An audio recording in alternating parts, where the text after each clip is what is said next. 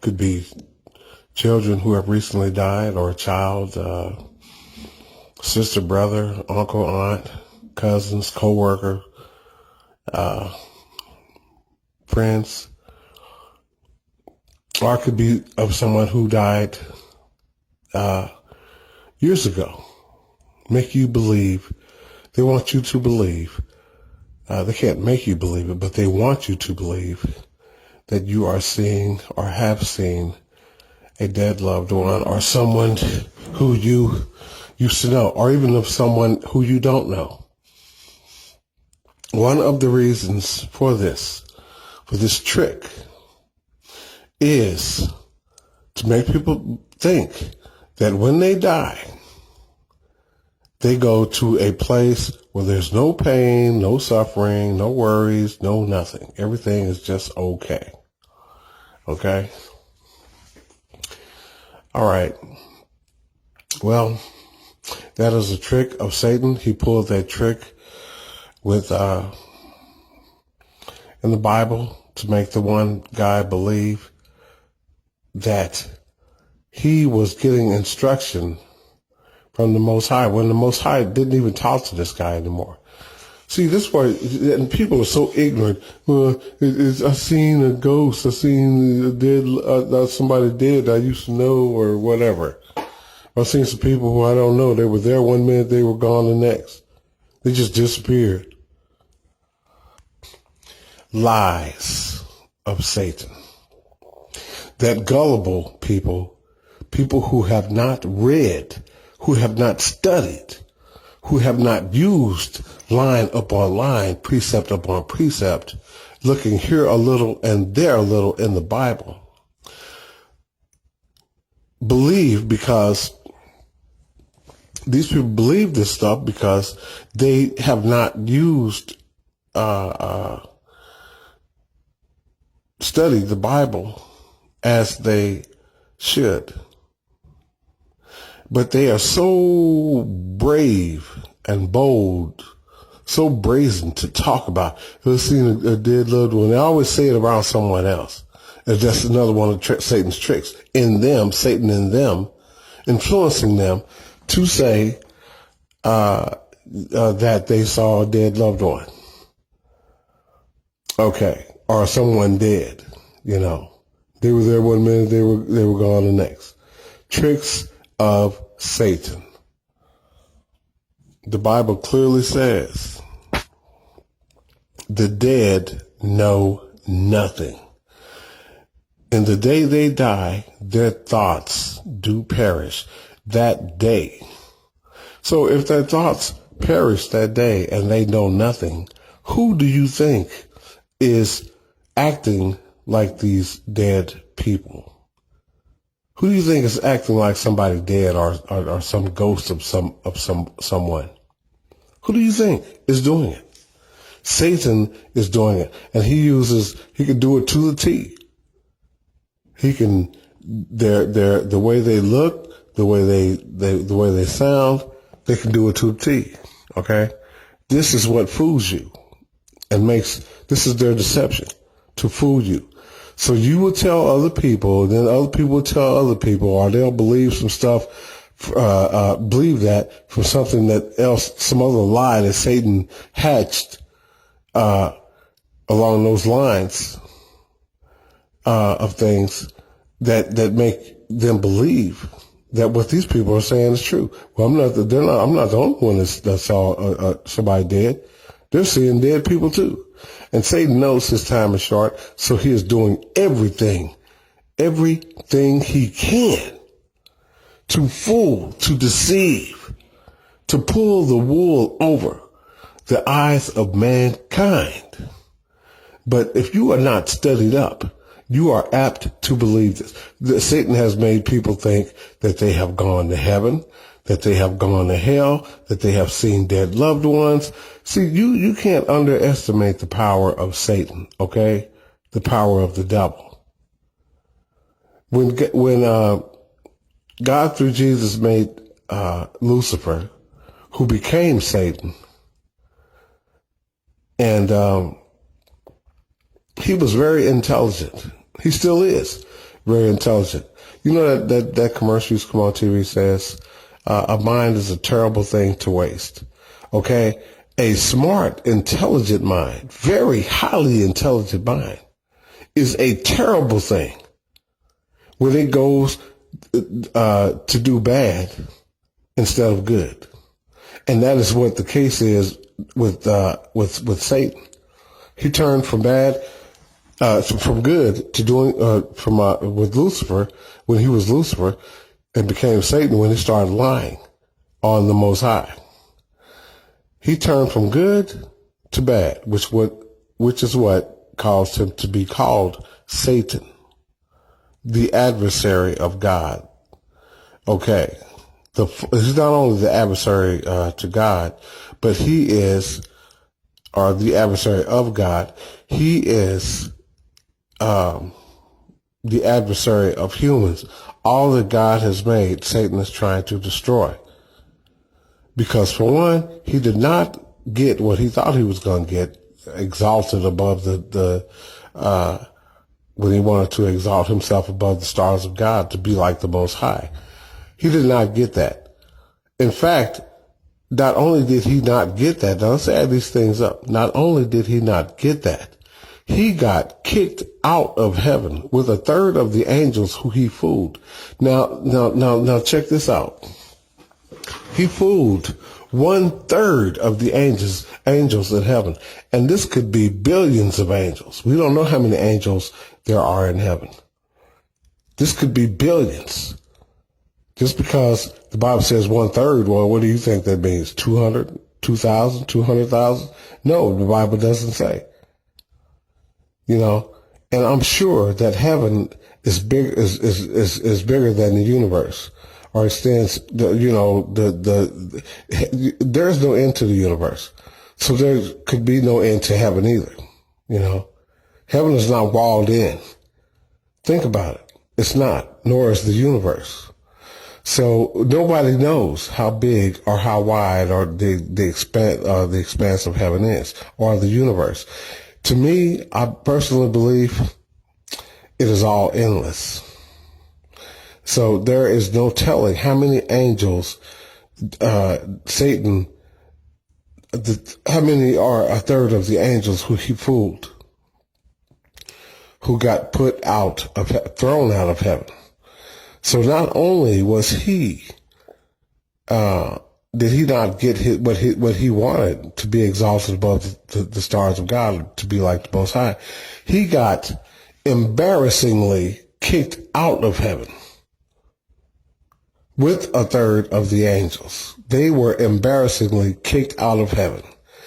They knew that they knew that they were wrong. They even sent a petition to by a prophet to the Most High, asking for forgiveness. The Most High flatly told them no. No. So not only did he not get his wish, I mean, not his wish, but what he wanted, to be exalted above the throne, above the Most High, to be like the Most High, he got embarrassingly kicked out of heaven, along with the angels whom he fooled. And he got thrown down, cast down like lightning. That means fast. Before he knew it, he was in the vicinity of the earth. And then he got told by God through the prophet, no, I am not going to forgive you. In fact, God told him, I am going to destroy you. And in destroying him, that means that the angels who sinned with him against God,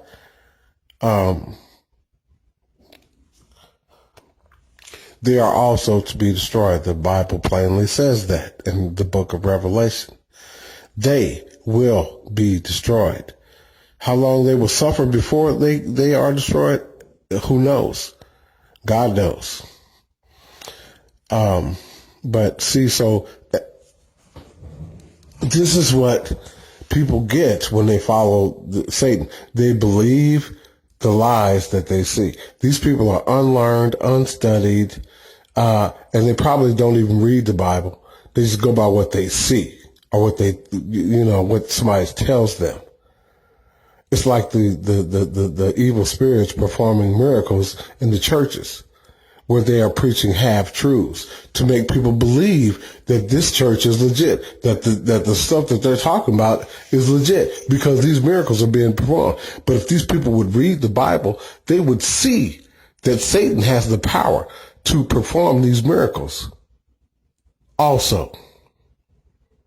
And then you put two and two together. If they were learned, if they would study their own Bibles, investigate, dig for the truth, they would see this instead of coming up with this stuff. I seen a ghost. I seen it. What you saw was an evil spirit. The Bible plainly says, you dumb ass, that the dead know nothing. So who are you going to believe? What are you going to believe when the Bible tells you the truth? Who are you going to believe? What somebody else tells you or what the Bible tells you? The Bible says, let every man, let God be found true and every man be found a liar. Okay?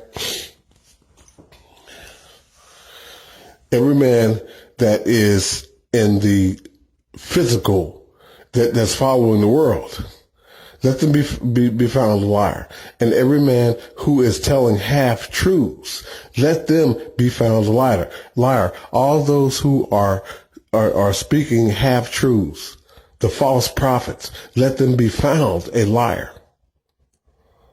Let them be found a liar. Okay? Which means that if you know the truth about them, you tell them. Don't be a coward. You tell them. Show them where they are in error.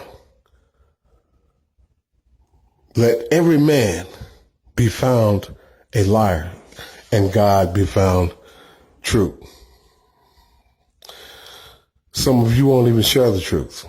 Some of you won't even share it. You just go by what these preachers tell you. You have to investigate what a preacher tells you. If the preacher tells you, well, did they ever say, well, study the word, study the word, study the word, study the word? Do they ever tell you, put line upon line, precept upon precept, precept upon precept, looking here a little and there a little in the Bible so you will understand it? No, they don't tell you that because they don't do it themselves. They do not do it. There are so many examples of Satan's lies that you can find out that you would know that they are lies if you would just study the Bible. These people who talk this and that, they say, well, so they saw a ghost. They said they saw the same ghost and all this, No, you saw the same demons pretending to be ghosts, pretending to be dead people. That is what you saw.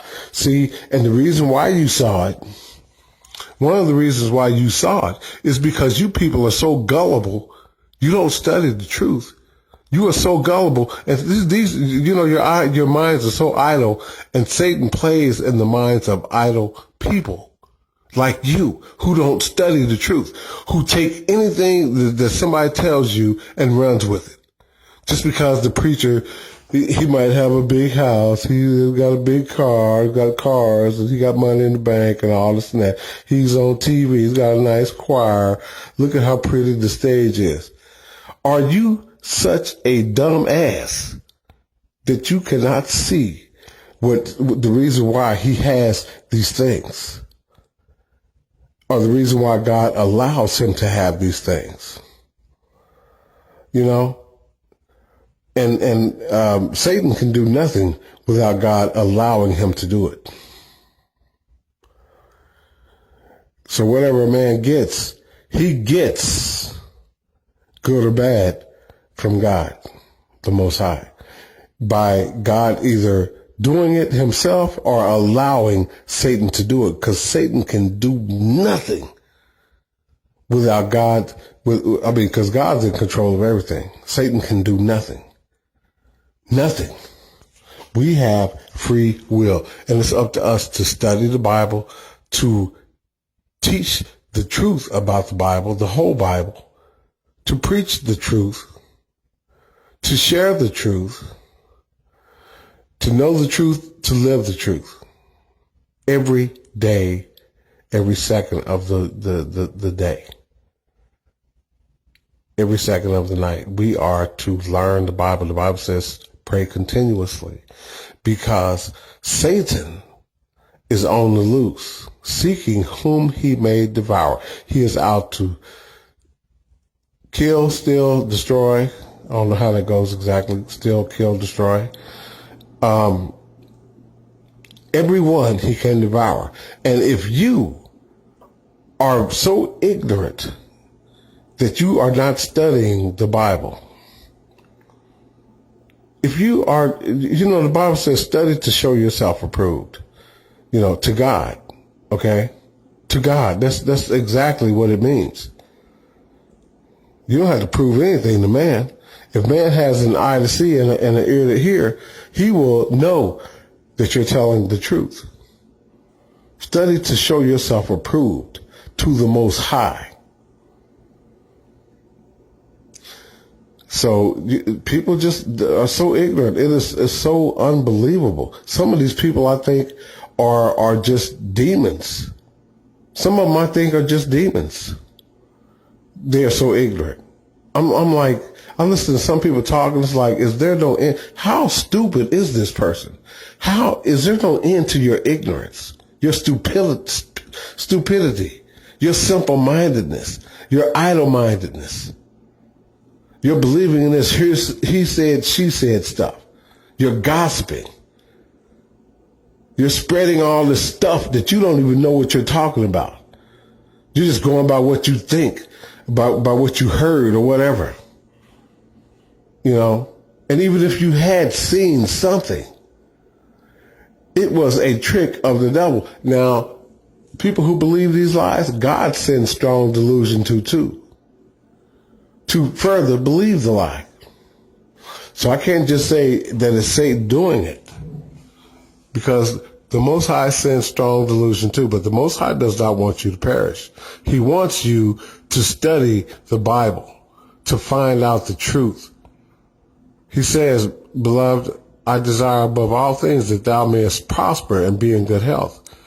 How are you going to be in good health if you are seeing all these things that you don't understand or whatever, and you just, Satan wants you to think that you're seeing these things. Another reason I want to say this right now, before I forget, he wants you to think that you're seeing dead loved ones. So if you kill yourself, well, you just go to this other place. You can kill yourself, say, God, forgive me, like the people think the criminal on the cross did. And went to paradise. I mean, when he was hung up there by the Roman soldiers, he did not go to paradise that day. But that's what Satan wants you to believe. That's why the comma was misplaced in that sentence. It was misplaced when punctuation marks were invented in the 19th century, which was centuries after the Bible was written, by an uninspired man of God. Had he been an inspired man of God, the comma would have been in the right place. But then again, because people believe what they want to believe, instead of studying the truth, God, even though God may have not inspired that man to put that there, or I don't think he inspired him to put it there. I think he allowed Satan, no doubt, to put it there.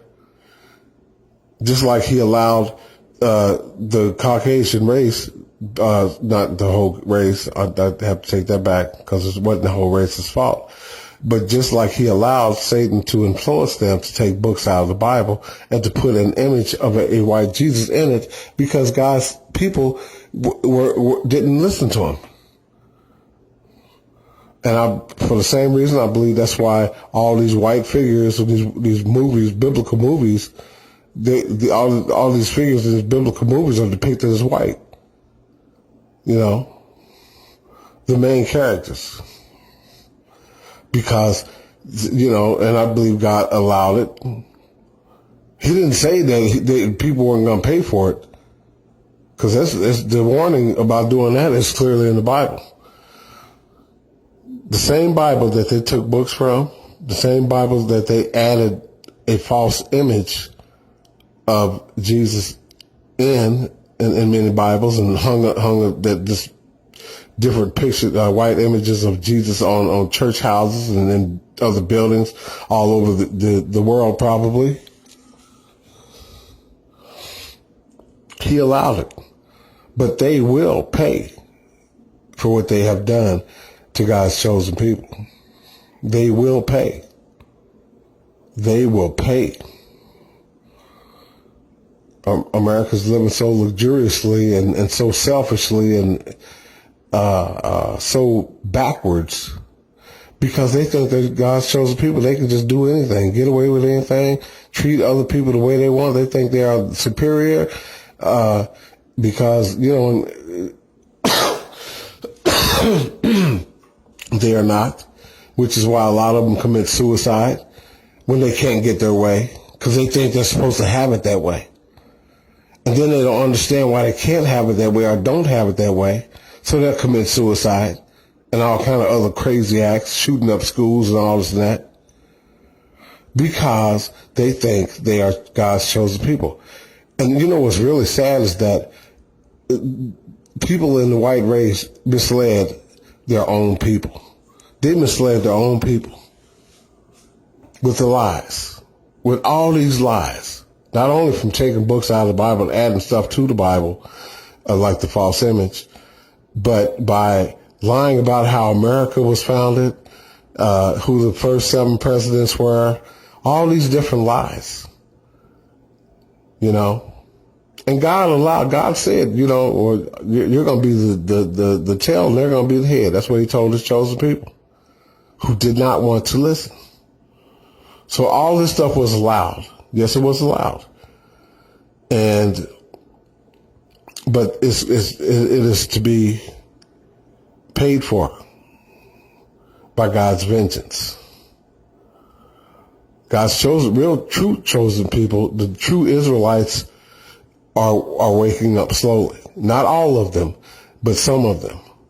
Because the Bible says only a remnant of the chosen people of Israel will be saved. Only a remnant. That's a small portion of God's chosen people. The Jews, the true Israelites, the true children of Israel. Satan has lied. Oh, he has lied, and God has allowed him to do this. There is no way that I could see. I even thought about, like, forgiving Satan. But when you stop and think of all the dirty, low-down, underhanded, nasty, ugly, lying, manipulative games and scandalous stuff, schemes and misery, death, pain, sorrow, confusion that he has caused.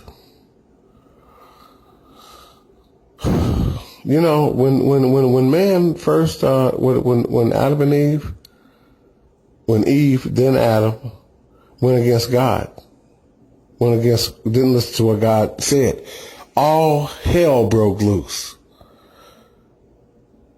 Not literally, but in a hellish way, and it all broke loose.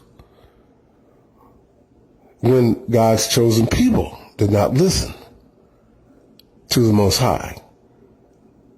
Life was hellish for them, and it still is for many. Many of God's chosen people. They have fallen by the wayside, have co-joined with this evil world. All kinds of hell they have had to deal with.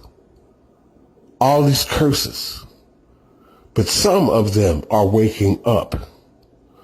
Some white people are waking up to the truth and are apologizing for it in the way that they're making these Facebook talks and speaking out in magazines and so forth about they're telling their own race to wake up. Some white people don't even like their own race because of what has happened.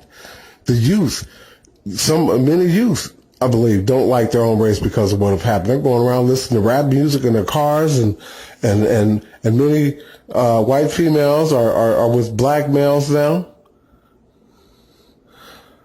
They just don't. They are turning. They are turning. Many white people have realized, although many more haven't. Many white people are hearing about, are realizing, are learning about who the true identity of God's chosen people were and are. And they are afraid. They are trying to kill us off. They are doing it by police. They are doing it by poisoning waters, like they did that one place, and no doubt probably where other blacks live in a small circle or whatever. All these liquor stores in the black neighborhoods, drugs in the black neighborhoods, guns in the black neighborhoods. Where does this stuff come from? Where does it come from? Since the ghetto is so broke and poor and stuff, where do all these liquor stores come from? And they know this. They're like, well, they're in misery. They're living miserable. They're going to want to drink. They're going to want to do drugs. Well, they let them just get their little circles going and give them these guns. Let them kill each other. And then they put you in jail. If the police don't kill you, they put you in jail. I can't say all police are bad either. And I'm not talking about all police. They put you in jail, though. The system does. They put you in jail, put you in prison. They are trying to get rid of all black males. The racist society. Not all white people are racist. Don't get me wrong. But they know who they are. From all these lies were born these organizations. Illuminati, KKK, Aryan Brotherhood, all these different white organizations. They think they are the chosen people. They believe, this is how ignorant people are. They really believe that they are the chosen people. You know what? And the thing about it is, like someone said, real famous, who passed away, supposedly, said in one of his songs, some things in life they just don't want to see. They don't want to believe it. But the ones who do are scared. When black people are getting killed, when you lay down in the street with your hands up in the air and you get shot by the police, when you have no weapons on you and you get shot by the police, what does that tell you? And then these white police officers are getting off. They're getting off. And then they might even say, they got tried, they got convicted and everything. Do you really think that they went to prison? Do you really think that they went to prison? And if they did, how come you haven't heard about them getting killed by black guys who were in there doing life or whatever? Have you ever heard about it? No. But let's look at it like this. If Obama had been in the White House getting oral sex from some woman in the White House, he would have gotten drunk. You wouldn't even hear about him no more. He would have been impeached so fast, everybody's head would have spun, especially black people. Well, nobody's head would have spun because he shouldn't have been doing it in the first place. But Clinton, you still hear about him, and all this and that. He still makes his little speeches sometimes on this and that. They treated it like it was nothing. What happened to Oliver North? What happened to Bush when he went over there and bombed that place and didn't find a single nuclear warhead? What happened to him? What happened to him? If a black president had done that, man, they probably would have took him out somewhere and hung him by a tree and televised the whole thing all over the world. Look at what these white people are getting away with. The ones who, you know, it is so crazy, and people just sweep it under the rug like it's nothing. Like it's nothing. Those Iranians knew what was going on. That's why they dumped all that oil in the sea. That's why they dumped it all in the sea. And then you people are so stupid, they made Americans pay for all the damage by raising the prices of gas and oil. And you people just look at it like, oh, it wasn't really hurting the white people, not the white collar class, not the upper class, or even the middle upper class, or the lower up middle class, or the, you know, it wasn't, but the lower class. Oh no, they were suffering more than anybody. More than anybody. The poor people had to suffer behind all this. To this day, the black man has not been, there has been no retribution for him. There's been retribution for the Native Americans, not for the race on earth that has been mistreated more than any other race in history. Where is the retribution? No, you know what the retribution is? Here's your retribution. Let's kill the black people, as many as we can. Put them in the rest in prisons. You know, let's taint their water supplies with poison. Let's keep them on the bottom of the totem pole. They get the worst jobs, live in the worst places. And you people still don't, how long does it take for you to wait? Just because you're living comfortably?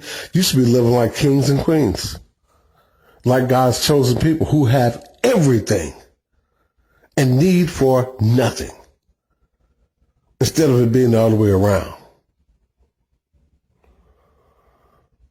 You have nothing or little of whatever that makes you kind of comfortable instead of having everything you need. To be completely comfortable, to live without worry and concern and wondering about what's going to happen tomorrow. How are you going to pay your rent? How are you going to get, how are you going to feed your children? How are you going to feed your children? And then you get this, you have all these crimes committed by black people. Okay, well, let's put them in jail. Let's give them a record. Get a felony on the record, they won't be able to, they didn't pass a law saying, well, you can't own a gun. But the people, the majority of the other race they can get gun permits, they can carry a gun with them, you know. And if a race war ever happens, what do you think is going to happen? They will be prepared to kill you. They will be prepared to blow your head off, to blow you away like it's nothing. And they will get away with it because it seems to me that that's the way the system is set up. And you people still will not listen. You will not share what you know to be the truth. You've seen it. You won't share it. You won't want to do anything about it until it comes home to you personally. Oh, just because it happened to somebody else, well, I ain't going to worry about that. And what did you do? Instead of going to the Most High, instead of waking the hell up and acting right and paying proper homage to the Most High, what do? You go and picket and you know, with your parades and all this and that, you know, with Black Lives Matter. What Jehovah said, what the Most High said is what matters. And until we see what matters, what really matters is our coming back to him. That's what matters. To set the record straight with everybody on earth. That's what matters. Many people know that the Messiah was a black man. Many people don't know. And the reason why many other people don't know is because people like you who listen to the stuff like this will not share it. You will not share it. What you're waiting on is for somebody else to share it. And then, well, I'm waiting on them. And then when it starts getting big, then you want to join in with your scary coward ass. With your scary coward ass. Are you serious? Are you serious? Well, I want to wait till somebody else says something before I want to be all by myself. You're a coward. What good are you? What purpose could you possibly serve on the face of this earth? You better wake up.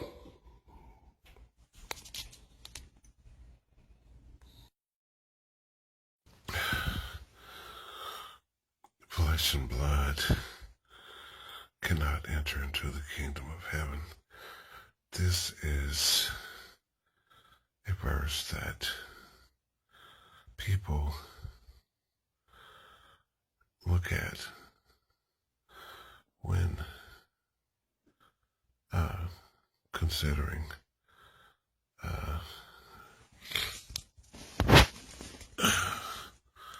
what Jesus told the criminal on the cross. Truly I tell you today, you will be with me in paradise. Verse or passage.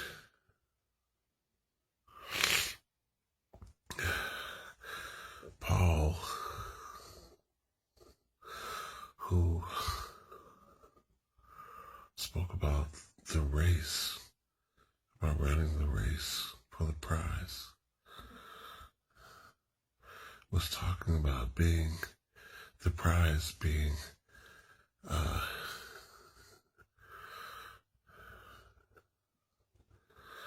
one of the 144,000 saints who would be in heaven automatically in the twinkling of an eye.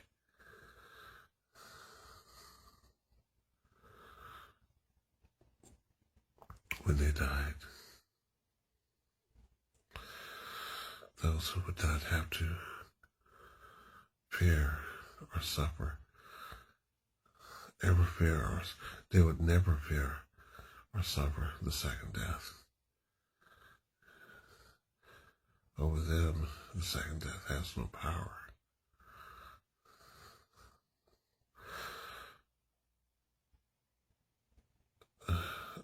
Over the especially favored. Now, Paul also said that you should see, use line upon line, precept upon precept here, looking here a little and there a little in the Bible, piecing all this together to understand it, what it means. Paul also said that where there is a spiritual, physical, there is a spiritual. He said, corruption must put on incorruption.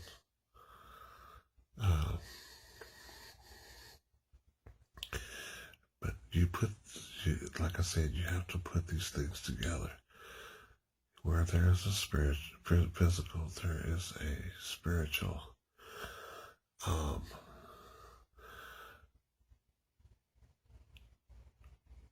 Flesh and blood cannot enter into the kingdom of heaven.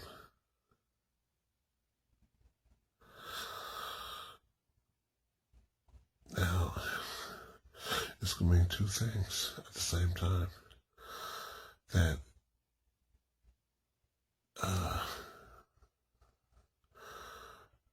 flesh are the human ways of man.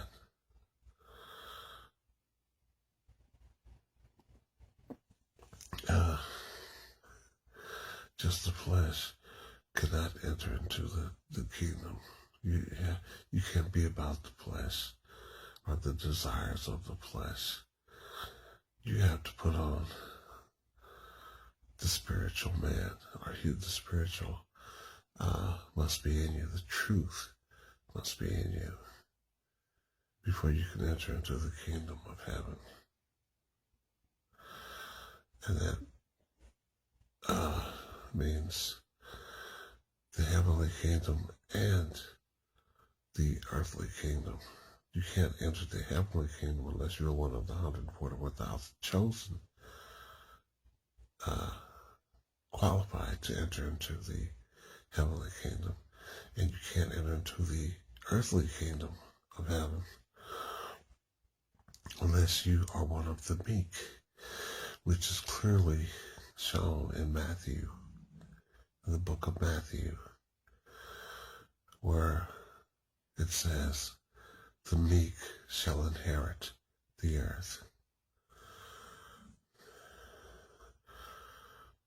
Okay, that is their inheritance. That's why it says inherit. That is their inheritance. The other heirs of the Lord are the heirs of the greater prize, being one of the 144,000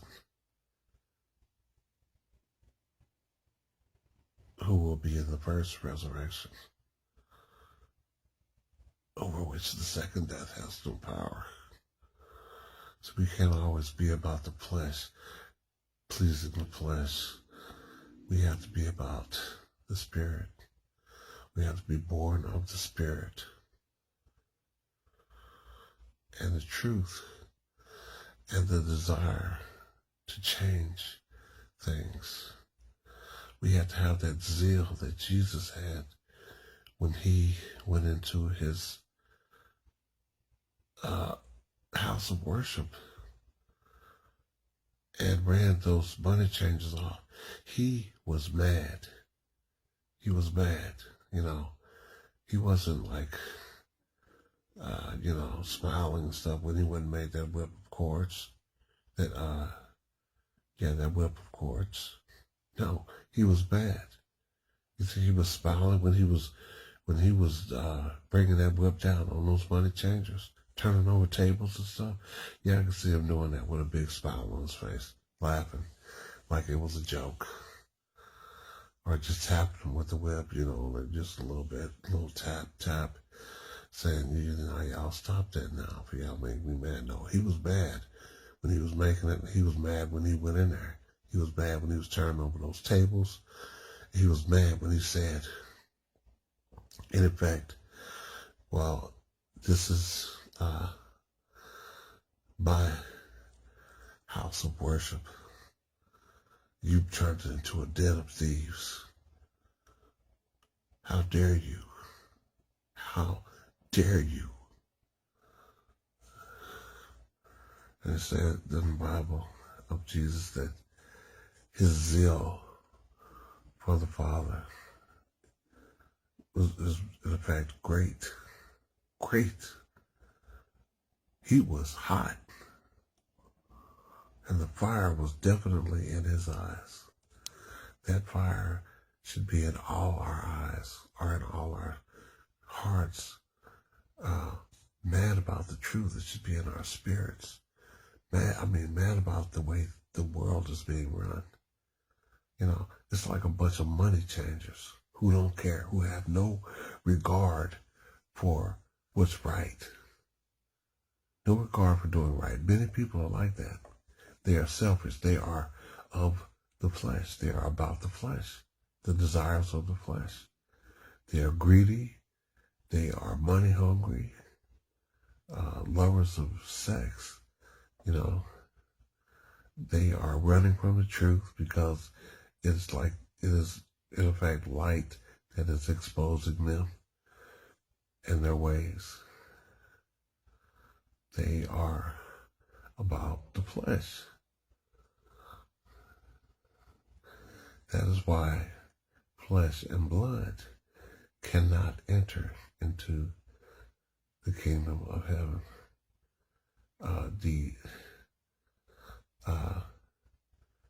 That's why this would do. They can't even. They won't even run the race. There's no race to run if you're not spiritually born again, and you want, as in listening to the truth and doing something about it, then there's no race. You're not even in the race, so you wouldn't be in heaven in the first place, and you're not going to be in the earthly kingdom of heaven because you have not been spiritually reborn by the truth and living right, doing the right thing. That's what being reborn means. Changing, doing a 360 completely, changing your ways, repenting of your sins, of your fleshly sins, and living spiritually. Because flesh and blood will definitely not enter into the heavenly kingdom, and it will not enter into the earthly paradise. No, only the meek, the pure in heart, the learnable, teachable ones, the ones who have their spiritual eyes open, will see God. We'll see Him spiritually. We'll see what He's about. He's about truth. And the truth that I'm trying to share with you is the truth of why the world is the way it is. Because of the lies of Satan.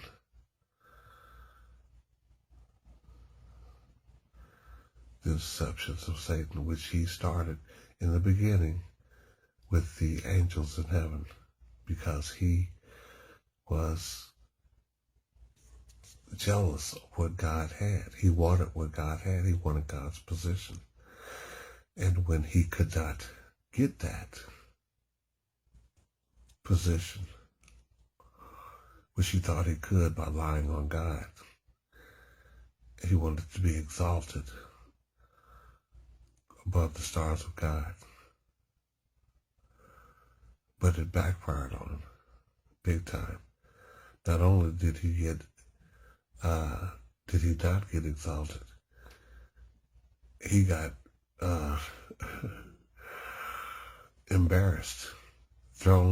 embarrassingly thrown out of heaven with Godspeed.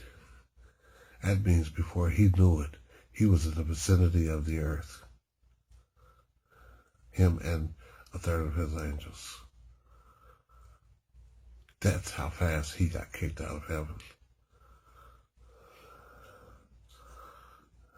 A war broke out. He got kicked out. And Jesus said, in fact, that I saw Satan fall from heaven. Fall from heaven like lightning, or with God's speed.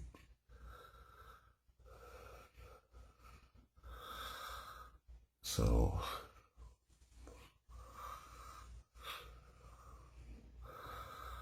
and so with Jesus saying that, in fact, that he saw Satan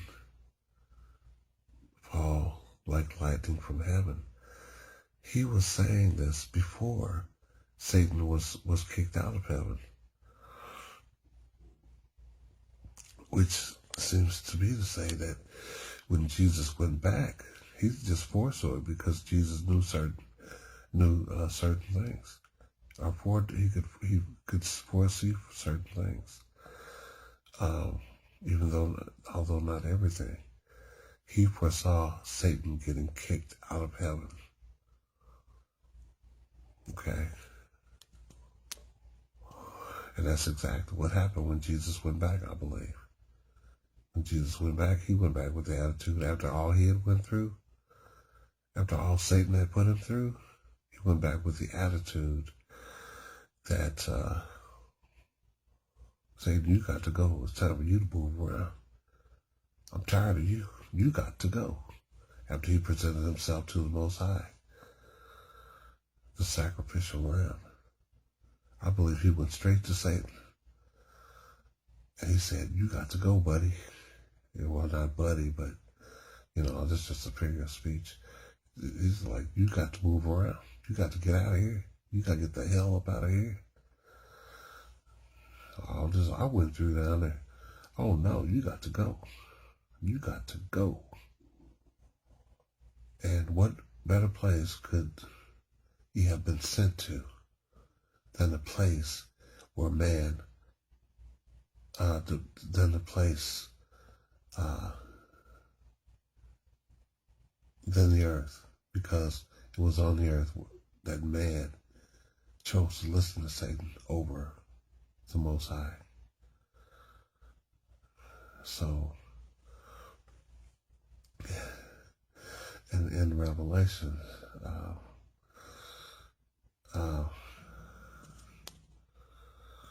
it says, woe to the earth and to the sea, for the devil has come down to you,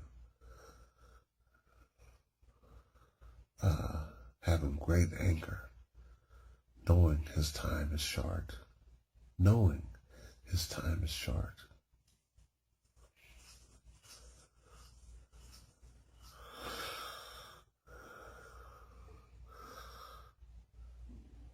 Yeah, he knows. He knows. And he surely knew when he got kicked out of heaven that his time was short. Jesus himself said, I saw Satan fall from heaven like lightning. Or in other words, he's saying, he didn't tell his disciples, but I believe if they would have understood, he would have told them, when I get back to heaven, I'm kicking Satan's ass out of it. He is going to fall to earth like lightning. That's how fast he's getting kicked out. But he spoke to them in language that they, the way they could understand. So he had not been kicked out of heaven. He was kicked out of heaven with Jesus, who was Michael, the archangel.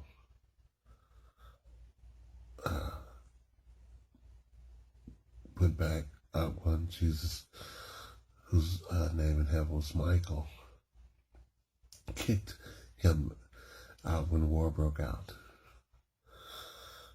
See, Jesus was God's representative on earth. He's God's representative in heaven. He never lost that title. His name may have been different. May have been Michael, or it's Michael in heaven. Jesus, this is God goes by different names. But he never lost the title of speaking for God and representing his Father. That's one thing people forget to realize. He is God's representative. He had that title in earth. He had the title in heaven. He was the Word of God. That's what that means. He said it himself. I speak not of my own initiative. He is the Word. John 1:1 says it. It says, in the beginning was the Word, and the Word was with God, and the Word was God, or meaning about God, all about God. In the beginning was the Word, or the representative, the mouthpiece of God. In the beginning, not the beginning. He wasn't the beginning. He was in the beginning, just as the heavens and the earth were made in the beginning. The Word was made in the beginning. God's plan. God knows everything. the future. He knows everything. He knew everything that was going to happen. He knew everything. Everything. He knew that his son was going to go to the earth and die and everything, you know. He knew this. He knew it. And he knew the right time for that would be to send him to the earth. He knew all this. So, you know, he knew that he would need, you know, his son, a son to do this for him. And God's so good. They were in heaven, who knows how many years, you know, or how many millions of years or whatever. I don't think it was that long. But they did become one in spirit. They became one. Not literally one, because the Father is greater. But, you know, became one in likeness, you know. And one thing that people, another thing that they take for granted is because when the Most High called Jesus, when he said, "And you, O God," you know, praising Jesus for what he had done. But you have to look at this. He wasn't calling him. He wasn't talking to himself. God wasn't talking to himself saying, "And you, O God." No, because God even said, did you not, he was talking to his chosen people.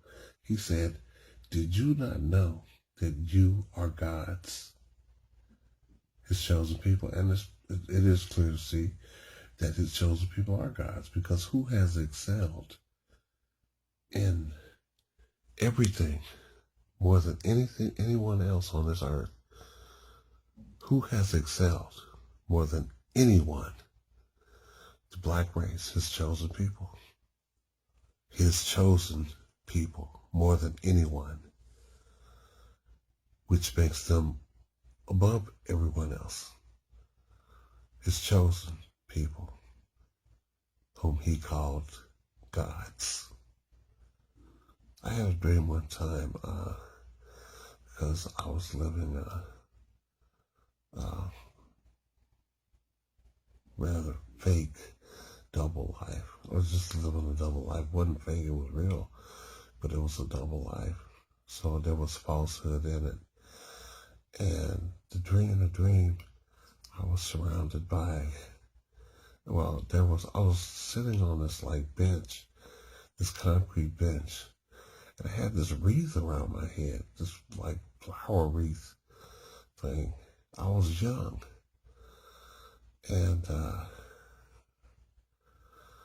there were these gods on this platform, gods like Zeus and Apollo, and I was there among them, and they were dead. Of course, there were statues, you know, and I had on these Zeus or Apollo clothes with a little band around it, just, you know, with the arms out of the white, like I don't know what it was exactly, but with that wreath thing around your head, around my head, which told me I was a false god.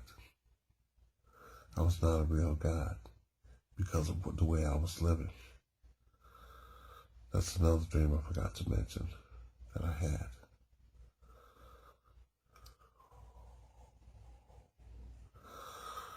So, in order for you to understand these talk videos, it's my advice to you that you listen to them again.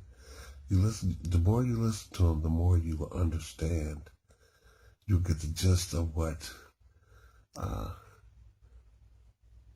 Spirit is trying to tell you. God does not want to see anyone perish. But you have to listen and learn. sometimes you have to listen to a problem, and how to solve it. You have to listen to it over and over and over. You have to work it over and over and over. In this case, to learn what you need to know, you have to listen to it over and over. You should listen to it over and over. If you are really concerned about your salvation and that of your children, then you will teach them. Teaching comes by, you learn by hearing, okay? And you hear and you listen because you're interested in listening. Those who are not are like people in a classroom who are just goofing off. And then they wonder why others get higher marks than them and get higher positions in life. That's just like the 144,000 who Paul spoke of, being in the race for the prize of being one of the 144,000 to co-rule with Jesus in heaven. Do you see what I'm saying? See how this all has a roundabout way of how it all connects. It's amazing. It is. And that's because it's the truth. The Spirit bringing it to you. Isn't it amazing how it all connects? Yes, it is. God does not want to see you perish. God is trying to tell you something, and that is the truth. And part of that truth, if you don't know, is that God loves you. He does not want to see you perish. He said, "Beloved, I wish above all things that you may prosper and be in good health." That doesn't show God being a tyrant to me. That shows a loving God. A God who wants you to be happy and prosper, even as your soul prospers onward towards salvation, eternal salvation. That shows a loving God to me. Now, He's loving, but He's just too. And His grace will not last forever. We need to stop grieving His Spirit. Stop living for this world. Stop catering to the deeds of the flesh, because these fleshly things, these desires down here, these things that are not spiritual, they are only temporary. And one day, America the Beautiful, that great whore who's enjoying all these luxuries and luxurious things, she's going to get slapped off that pedestal. And she's going to fall. And when she falls, she's going to fall hard. Like the book of Revelation says of Babylon the Great, which symbolically speaking is America the Beautiful. If you think about it, if you read that about Babylon the Great in Revelation, talking about America the Beautiful, seems to be to me. Other people seem to think that too, or they do think that too.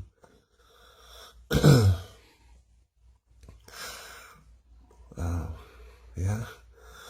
So if you're up there on that pedestal with her, enjoying that great whore, all her temporary pleasures, which you will see that they all were just temporary, not really meaningful.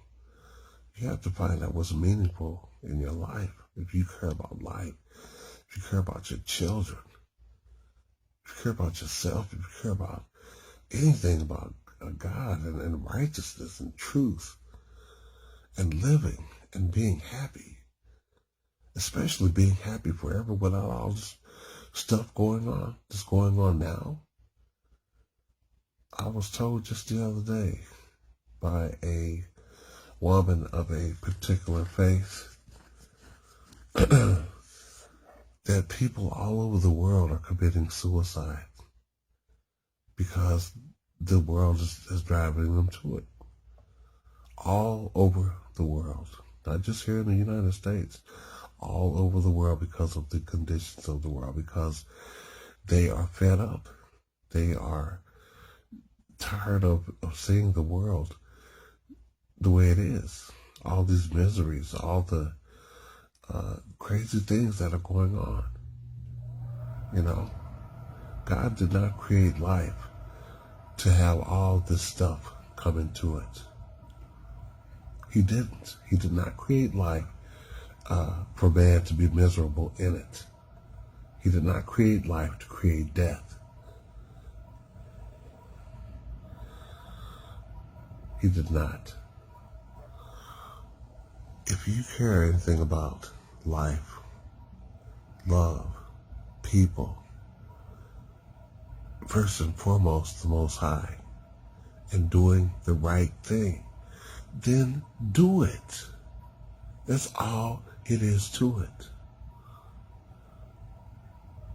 That's all there is. Do it.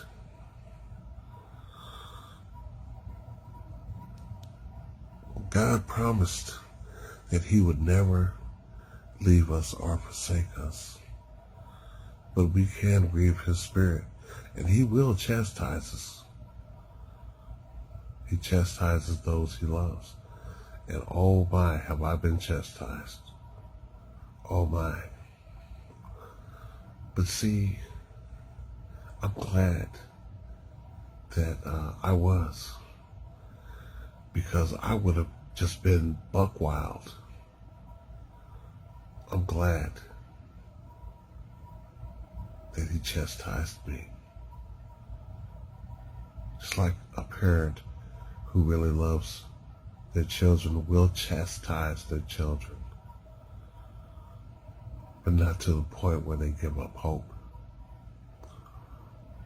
Oh, what a mighty God we serve. Yes, what a mighty God we serve. What a mighty God we serve. The question is, are you serving him? Are you really serving him? Now, you could say, which would probably be more appropriate, oh, what a mighty God we have, if you are not serving him correctly. In order to serve him correctly, you have to understand the truth that he is trying to tell you and live by it, share it, teach it, preach it. Do all you can to get the truth out there, so that people might want to live right, correctly. Because this world got to be the way it is because of lies. Okay?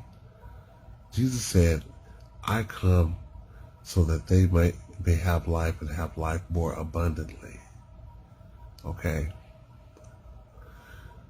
Jesus is the way, the truth, and the life. He's the way to the Father, the way that God made for you to bridge the gap between you and the Father, to talk to the Father, to be accepted by the Father. You have to come in his good name. Okay? But when you come, you have to come wanting the truth, willing to accept the truth, and willing to abide by, or to live appropriately in the truth, and show it by how you live. You have to speak it, you have to teach it, you have to share it, you have to live it. Jesus also is the life. He is the life. The way, the truth, and the life. And those things are all three one. They're all one. They all go hand in hand. He is the way. We have to accept that He is, that God is first and foremost, and that His Son is, and why His Son is. He is the truth about how life began, how life got to be this way, this crazy way it is, and He's the truth about how the only way it will get better. Okay? The ways that it will get better is by man living right, sharing the truth, living the truth, teaching the truth, and He is the life that we can have more abundantly. He is truly living and living forever in happiness where everything is right. That is life. That's living. That's life indeed. Life. It's not going around being all looking down and sad and blue and wondering what's going to happen from one day to the... No, it's being fully energized because you are fully living. As they say, live life to the full. How can people say that on some of these things? Oh, I'm living life to the full. Really? Are you? Really? Seeing this world the way it is every day, you're living life to the full? Are you sharing the truth to the full with your friends, your families, your neighbors, all over the world, as many as you can reach? How are you living life to the full? I'd like to know how you are. And how can you be happy? What's filling the void in your soul if you're not living in the truth or sharing the truth joyfully and thankfully and giving praise to the Most High? If you are not glorifying God by sharing the truth, how are you living? How could you possibly be living life to the full, as some of you say? So braggingly, living life to the full. Really? Wow. I'd like to see an example of that. This is the end of this talk that I want to make into a talk video. Thank you for listening. And my advice is listen to these talks over and over and share them. God's trying to tell you something, and that's the truth. He's trying to save you. He does not want to see you perish. So please, for your sake, for His sake, and for your sake, for His Son's sake, for the sake of the truth and righteousness, for your friend's sake, for your family's sake, for your children's sake, for your neighbor's sakes, share the truth. Share the truth. If you do nothing else, tell people about this page. God's trying to tell you something, that He loves you. And that's part of the truth He wants you to know. But He wants you to know all the truth. Come to the knowledge of the truth. And share it and keep living, keep abiding by it, living righteously, forsaking all others who don't want to live that way, even if they're family, immediate family, whoever they are. Because whoever denies the Son, who is the way, the truth, and the true life that you could have, whoever denies Him for this world, you will be denied by Him. You will be denied by Him when He says to you, Depart from me, I never knew you, you workers of lawlessness. Because without the truth, without living, if you're not living right, you're not living by the law.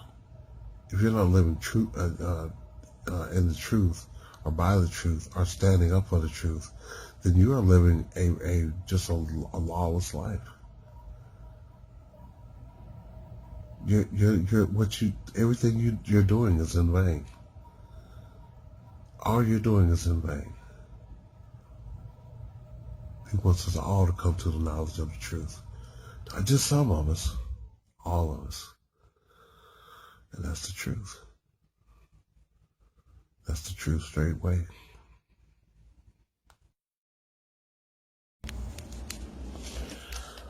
Another thing that proves that Satan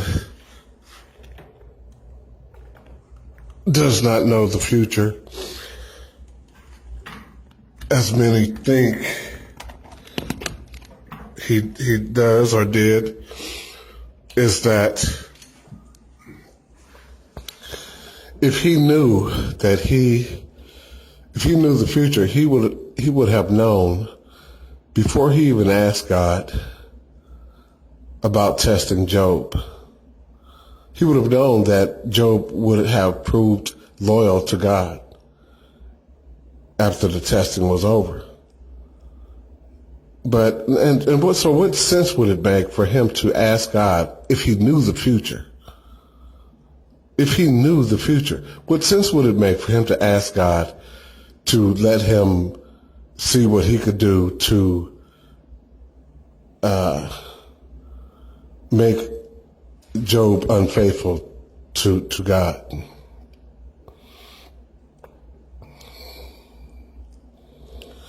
It would make no sense at all.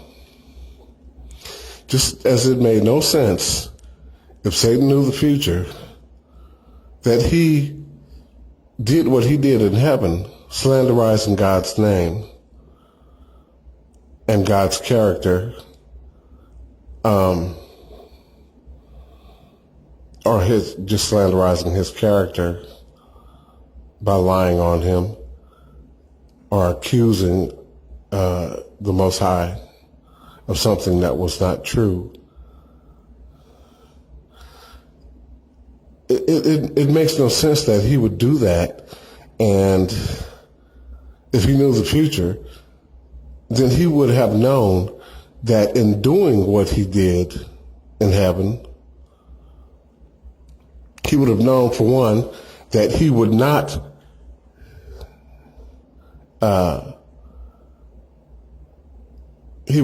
win. That war would break out, he would get kicked out of heaven, and eventually be destroyed, since if he knew all these things, if he knew the future. Satan does not know the future. People, I'm going to say it again, use line upon line upon line, precept upon precept, precept upon precept, looking here a little and there a little in the Bible, logically connecting the two, or however many verses there are, connecting them together and logically reasoning about what the answer must be.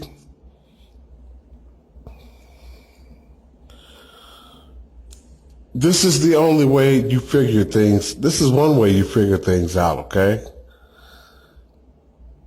Satan, the Bible says of him,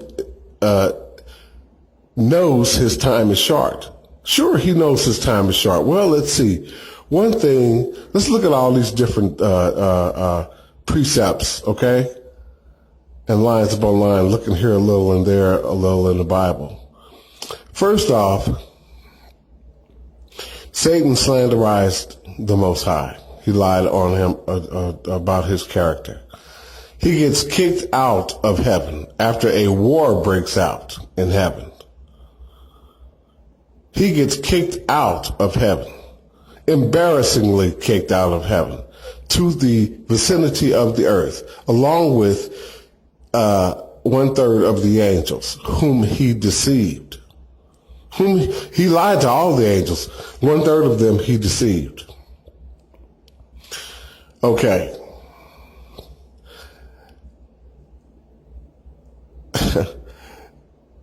God told him in the book of Ezekiel, it states, God told him that he was going to destroy him. When God said to Satan, I will destroy thee, O covering cherub. I will destroy thee. Now you put that verse together with what the Bible says this is the way I see it, with what the Bible says in the book of Revelation about Babylon the Great. Okay, which they call, which symbolically, actually, America the Beautiful, if you really look at it and think about it, is symbolically Babylon the Great. Okay? God knew that people would call America, say of her that she is beautiful. Okay. What did God tell Satan in the book of Ezekiel? Your beauty,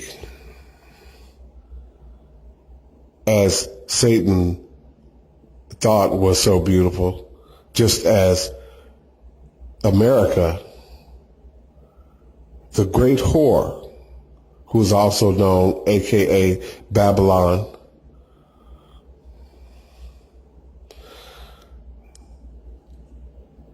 considers her beauty the same exact ways that Satan considers his. And there's nothing beautiful really about. I mean, America would have been a beautiful place had America done right. If America did right, America would be a beautiful place. But Satan, I mean, compared to other things, yeah, America it looks to be a very good place to live, which is why so many people come to this country. However, but America isn't all it's cracked up to be. America, a country of promise, has more immoral activities going on in it than any other place in the world. I truly believe this. Homosexuality, murder, rapes, homicides, drugs, prostitution, gambling. There are thousands of crimes, millions of crimes being committed each day. There are thousands of different crimes is what I should have said. But there are millions of these crimes being committed each day by millions of people. Millions. All these things are affecting other people. The hate crimes, it's immoral, totally immoral. People are living here like God has never existed. Like they don't even think about God, don't even give God a second thought. They are enjoying this great whore, America. The whore that America has become.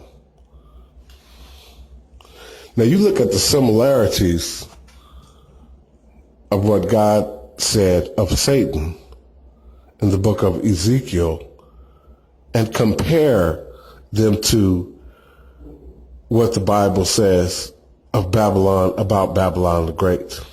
Look at the similarities. He said, I will destroy thee, O covering cherub, and you will be no more. What did the Bible say about Babylon the Great, a.k.a. America the Beautiful? In 1 hour, her destruction comes, and she will never be again. Look at the similarities. Now you think about the other verses that correlate to this. The 7-year tribulation, which will be the worst time of any other bad times on the earth. The Bible also says that if God didn't shorten those days, no man would survive. The Bible talks about great earthquakes during that time. The Bible talks about pestilences, earthquakes, all kinds of evil going on.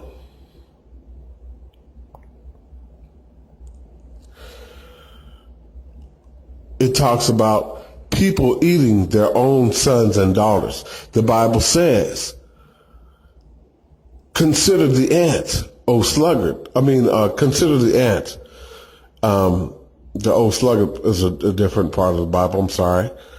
Consider the ant, how the ant gathers its food in the summer for the winter.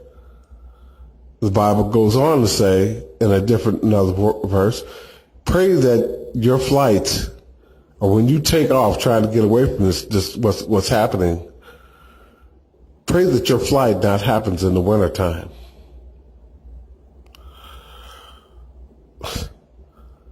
All these similarities, all these correlated verses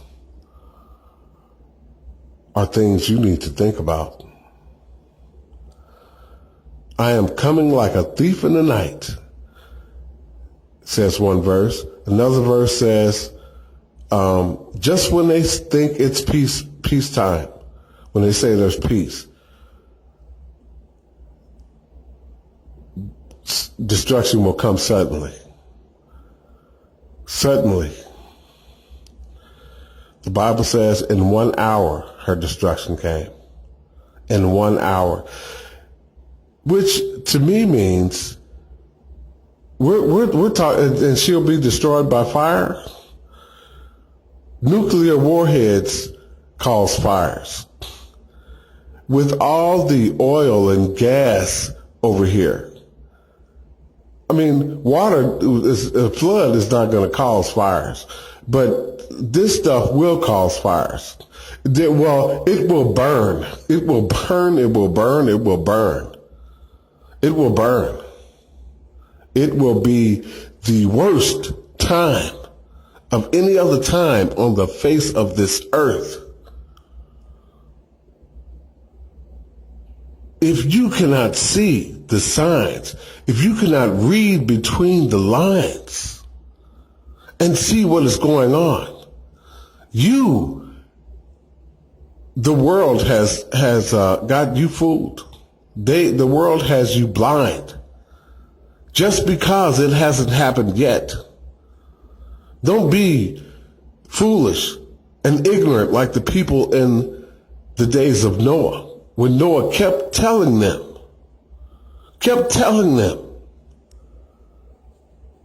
the flood, that God was going to flood the earth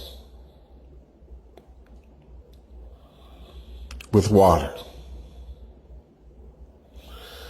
You know, man back in those days had never seen that much rain or that much water.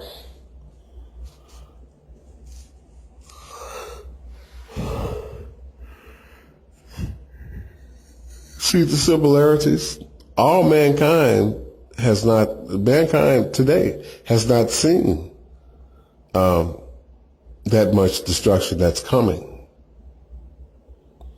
They have not seen as much destruction that's coming.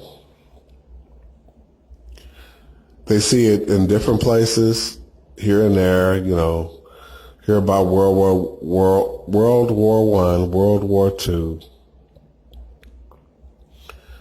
They have never seen anything like what is about to happen. As that saying goes, you ain't seen nothing yet.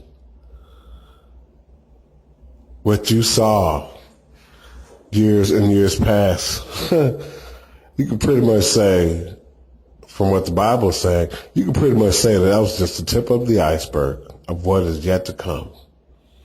And boy, just like that iceberg, that whole iceberg, it is going to be one hell of a cold place on earth when it happens.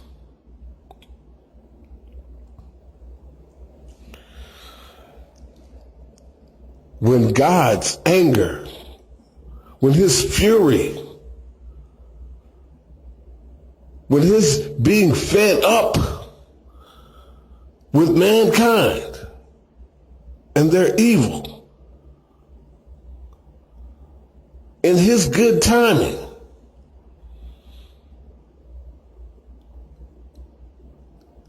when he says it is time,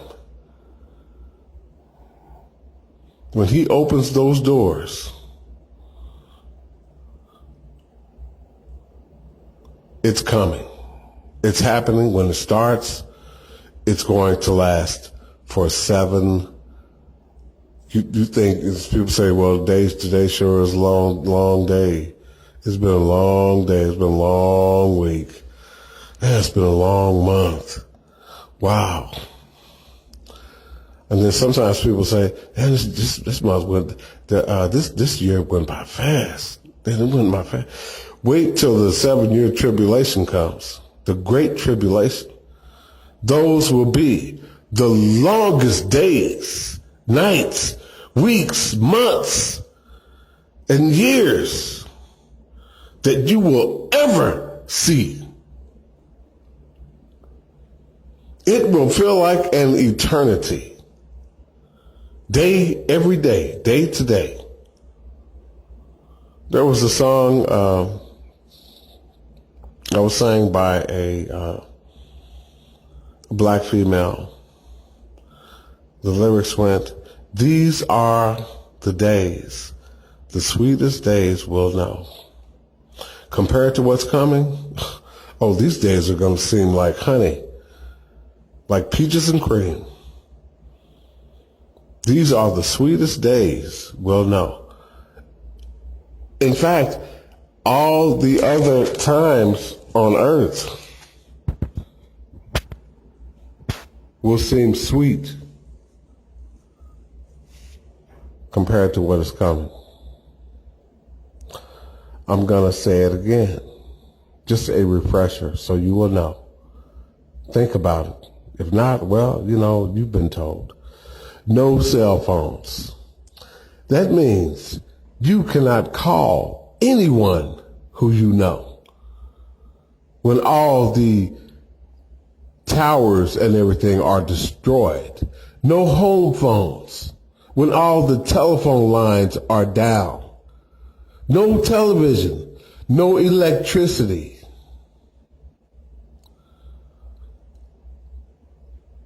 There will be a major shortage of everything. Food, water, clean water. And people who have generators, well, and people who don't, you people who do, you probably won't have them for long or be able to run them long. People will be trying to steal your generators or will steal them and kill you for them. They will break into your house. That's why I said, do you think things are bad or have been bad? Wait till that time comes. No electricity, no clean water, food shortages because people will be raiding the stores everything, doing everything they can to survive. You have to eat to survive. You have to drink water to survive. There is going to be more drug dealing. I mean, not dealing, but people doing drugs, alcohol, getting drunk. There is going to be major chaos, the uttermost chaos on the face of this earth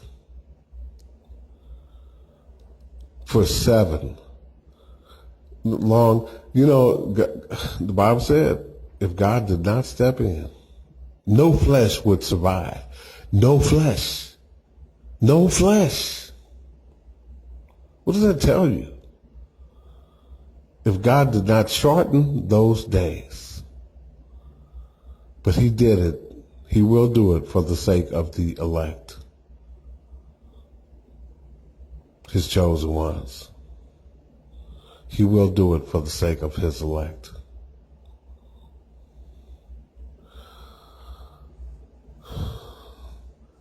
I don't know what other kind of warning I can give you. I don't know where else I can tell you to look on the internet while you have it. I don't know who to tell you to look at on TV. I don't trust many preachers on TV, televangelists, or whatever you want to call them. I don't know what book to tell you to read, which books to tell you to read outside of the Bible. But, you know, and that's the main book. The main book. But if you're not going to use line upon line, precept upon precept, looking here a little and there a little for the corresponding verses to see what everything means, there's no use of you even reading it. You're worse than false prophets, because you're not getting all the whole truth out of it. So what's the point? You may as well just keep listening to your false prophets. I don't know what else to tell you. All I can tell you is I know you weren't back there in Noah's day or in the day Sodom and Gomorrah were destroyed. You know, but these things are in the Bible. God cannot lie.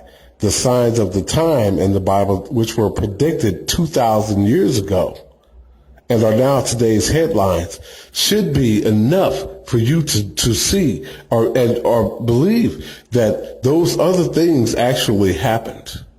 There is proof of a worldwide flood. They found Noah's Ark. There is proof that Sodom and Gomorrah were destroyed. They found evidence of it. The signs of the time that are unfolding as I speak are proof that the Bible is real. So for you to ask for a sign from God that he's real, and with all these things going on under your nose, right before your eyes, you can't blame. What do you want from God? Some supernatural thing that he's real? You know? The signs of the time should be enough. Those are signs to let you know he's real. And these same signs are signs that are telling Satan his time is short. That's how he knows it. He knows his time is very short. The hour of the end is at the doors. Now, Jesus said he didn't know when exactly the exact hour would be. But looking at the signs of the things that he said would happen, things that he did know were going to happen.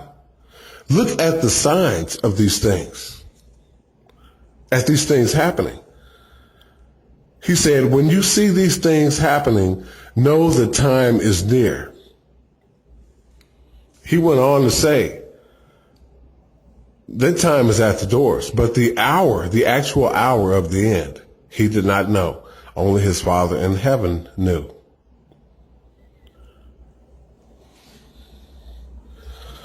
This talk has been almost 25 minutes in duration. I'm going to stop it. There are other talks on my page, talk videos. There are writings, there's poetry, there's other literature on my page that you can check out over and over and over and over. Paste it to your page, copy it, whatever you want to do with it. There's no charge for it. It's free. There's no copyright infringement. It is free. I am doing this because I care. I don't want to see anyone perish either. I don't. When I go to a funeral, it doesn't sit well with me. It doesn't. It does not sit well with me at all. I don't see how it could sit well with anyone. In fact, it should make a person think. When you see graveyards or go to a funeral, it should make you think.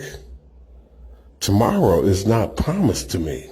Man, things are happening. That could be me laying up there in that casket.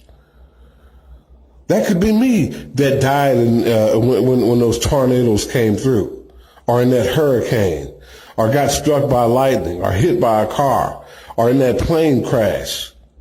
That could have been me that somebody broke in on and killed, or did a drive-by on, and I was innocent. That could have been me in that train wreck, or when that truck ran off the highway. That could have been me. That could have been me in that house fire. That could have been me who was killed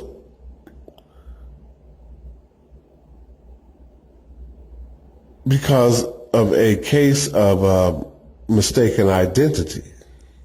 It could have been me. Anything can happen at any time. You know, being part of the world, we tend to, it takes a minute to to get yourself out of the world. Sometimes I even say things like, well, see you later, see you tomorrow, knowing, and I cringe when I say it after I think about it, or when I'm saying it actually, and I'm like, I can't believe I just said that. I cannot believe, and I'm sitting up here talking about these things, and I just said that to somebody. You know, just say it the way it is. Say it the way it is. Instead of saying, I'll see you later, we'll say, well, I guess I'll see you later.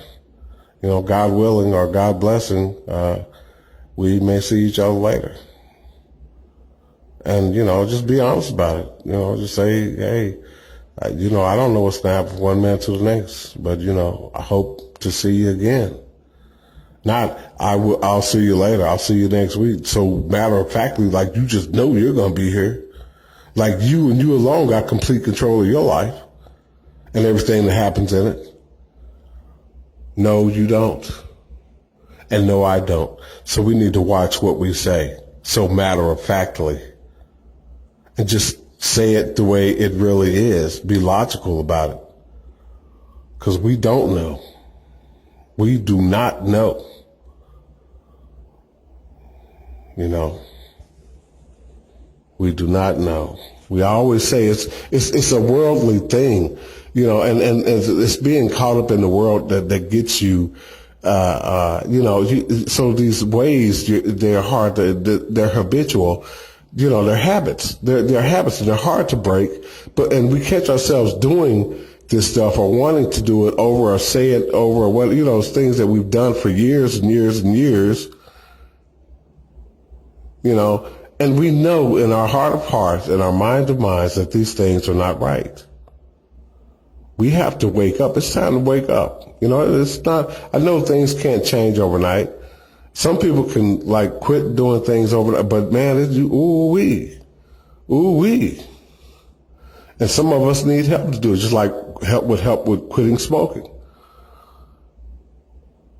And drinking and drugs and gambling, you know, or whatever it is that, you know, there are some groups like AA and, Alcoholics Anonymous or NA, you know, and NA, but there should be a lot more. They should, in fact, have a Lonely Prisoners Club, all over America where people could join it. That's what they should have. No one all over the world, actually, because people all over the world are lonely. There are people all over the world committing suicide. Committing suicide. This is information I just found out about a week ago. This is something I didn't know. I mean, I knew people were committing suicide. I've heard of reports of that in the people in the United States, but I didn't know it was going on all over the world. Well, you know, I should have known that, because if things are better in America than they are in any other part of the world, then I should have naturally figured out that people would be committing suicide there in other parts of the world more than here. It's bad. And you know, this is just the tip of the iceberg. How many people will be committing suicide during the 7-year tribulation? How many? How many will be able to survive till the end of that time, of that terrible, terrible time? Will you? You better think about it, because it is going to be bad. You know, you see today, you see life now. It's bad now, and you can deal with it because you're in your house and you got your car, you got your job, you got food to eat, you got water to drink. You know, you got money in the bank. You know, you got the little entertainments and distractions and the sports games and the video games and the sports practices you take your kids to, and your day is pretty full, you know. Well, that's your business. But what will your business be when you don't have all those things? When you can't yap on your telephone or your cellular phone to anybody? What will your business be when you can't watch TV? When people are breaking in your house or are stealing from you, threatening to kill you, or killing people all around you, and you have to worry, you can't even sleep at night real good. People had to sit up watch to ensure that other people, and then you had to kill people to keep them from killing you, to keep them from stealing from you, or hurting or killing someone in your family so they can have what you have. It's going to be a bad time on the face of this earth. You know, and I know people don't want to hear this. I know you don't want to hear it. But if you don't believe this is coming, well, then you shouldn't believe that all the other things the Bible said were going to happen. You shouldn't believe any of those things happened, okay? Because some of you act like you walk around like none of those things that have happened are happening anyway. That's the way you act. So maybe you shouldn't believe that when it happens. All you have to do is just shut it out of your mind, like you shut everything else out of your mind. The other signs that have happened and are taking place right now as I speak. Just throw it out of your mind. When it happens, when the destruction happens, just say, oh, it's just a coincidence. It's only going to last for a little bit. You know, you don't know how long it's going to last. You won't have radio, TV, cell phone, nothing. Nothing. You will have nothing. You will be so glad to see the daylight in those days. There will be very little light in the nighttime. All you'll see, the most things you'll see is lanterns or some business that has some generator or whatever. You know, you're gonna see a little bit of what looks like life somewhere. But the people who don't have that stuff, and you do, boy, you're gonna be in for it. You will be in for it. You will be in for it. Because everybody's gonna be out to get what you have. Or huddle in your place. And if you don't let them, oh well. Hey, they don't need to, they've already seen dead people everywhere. They're seeing them everywhere they go. So what's one more dead person to them? Why not just take you? And you're being selfish.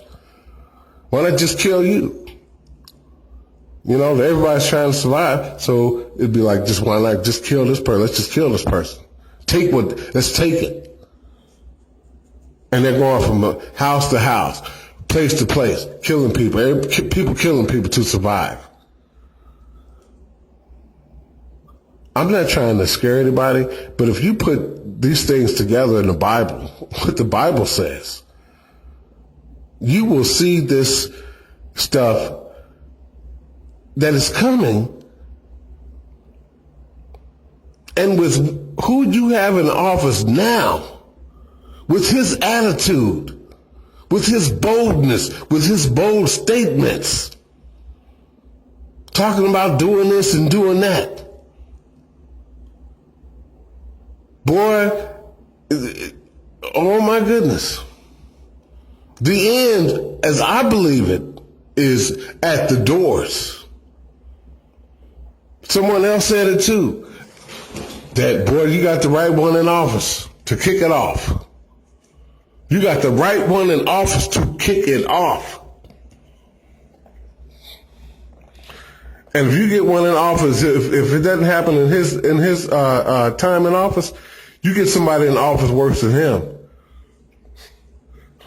But I don't think it's gonna be long at all. I think it's coming like a thief in the night when we least expect it. So we need to be doing everything we can to get out of this place, or to get in a place of safety, to make sure our families are safe. I've heard about concentration camps being set up. You got to get in the know. You have to get in the know about America. America's got some surprises for its citizens. But America is not the only one who has. God's got some surprises too. Especially for the ones who don't believe that these things are going to happen, that he said are going to happen. There are people who are storing food right now. Food, water, canned goods, first aid kits, oxygen, toiletries, everything, medicine. They are storing this stuff up. Candles, lanterns, tents, guns, ammunition, survival kits. They are storing this stuff up. Storing it up. Some people don't. This world is so divided, and so many people are ignorant, are not in the know, because some people won't share things with them. But all these things are happening, and you hear these things over and over. You'll hear repetitiousness in my talks, even in some of my poems or what have you, or what I have, not what have you, because I'm the one who's putting it on my page, or I should say what you listen to or read on my page. The poems, the writings, the talk videos, even posts from other people. things that I believe in. These things are what I'm about. If I was not about them or believe in them or had something against them, they would not be on my page. So my page is pretty much me, but it's not all me. Now, I'm hoping that I get to do a lot more of my ideas, and so I can further spread these messages to the public. I'm not just trying to spread them to the black race. I'm trying to get it out there to every race. The white race, the Mexican race, Italians, Chinese, every race, Puerto Ricans, every race. I'm trying to get it out there to everyone. The Japanese, I'm trying to get it out there to everyone. Everyone. Because I know that in every race there are bilingual people who can translate things. And you know, everybody's saying, well, what do I, some people say, well, not everybody. Some people say, well, what do I do to save myself? What do I do? What do I do? I don't know what to do. Well, the Bible says, work out your own salvation. If you don't know what to do, one thing you can do is share these posts. There are you can translate them into, they got a translation thing for the written post. And for you who are bilingual, or do the sign language thing, you can do that. You can just use your imagination. You know what to do. Where you see a person talking and somebody's doing the sign language or whatever after that, they're keeping up with this guy. There are things you can do. How you can share these posts in your own language. There are things you can do. If that's all you can do. If that's all you can do. You can get on the phone. Hey, check out this page, or whoever else's page is telling the truth, or it seems like they're telling the truth to you. Don't fall for anything. Don't fall for anything, because people who listen to false prophets, the half-truths are the people who fall for anything. Don't fall for anything. You got to be smarter than that. Because Satan is out to get, he's seeking whom he may devour. And if you're simple-minded people fall for anything. They fall for anything. You have to be a studier. You have to be where the rest of the world says no, or the rest of the world says yes. You have to be the one that says no when you see something that's not right. And when you see the truth and the rest of the world sees it but are running from it seems like, you have to be the one that says, yes, I'm standing up for that. Yes, I'm going to share that. Remember what I said. Your life is not promised to you. Tomorrow is not promised to you. What does it take for you to see that? Tomorrow is not promised to you. You may have habits that need to be broken. Okay, we all have habits. None of us are good. But when we start sharing and caring and helping each other and showing genuine need, when we start having that compassion, man, we have somebody to talk to. We have somebody to walk down that road with us. And it may not be but a few, but one or two is better than none at all. There are many people on the road to destruction who don't care. They don't care to share. They are perpetrating serious frauds. Playing games, lying to each other, gossiping about each other. Everybody's sleeping with each other. Diseases running rampant. All these people on drugs, alcohol, sleeping around. Nobody cares. Everybody's out to get what they want to get out of this life. Well, look at that happening right now, okay? Look at what's happening right now. And it hasn't even been, like I said, this is just the tip of the iceberg. The tip of the iceberg of how cold life is going to get. Those 7 years, when it starts, oh boy, when it starts, it's going to be here for a long time. You better try to get yourself together. It might be 7 years from now. You better try to get yourself together. You know, you hear about the 7 years of plenty and the 7 years of famine. You better try to get yourself together. Oh my God. I wish I could just reach out to everybody and make them understand. But then if I did that, everyone would turn to the Most High and he would bless everyone. Wouldn't that be great? But one day, God's people rainbow will surely be. And it will happen. You will see that rainbow, that beautiful rainbow, when all colors of people truly learn how to live together after the great storm of these last days. The 7-year great tribulation is coming.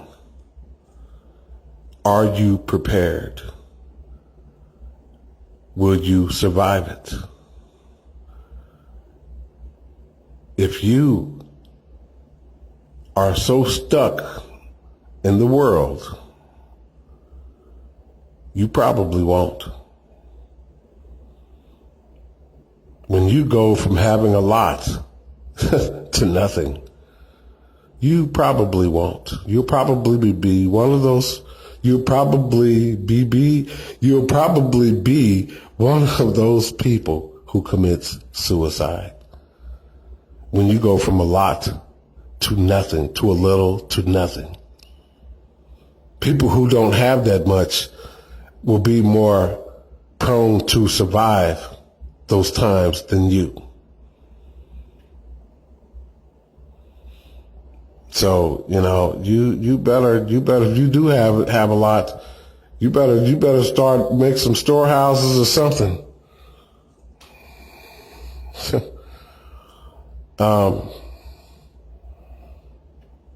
You know,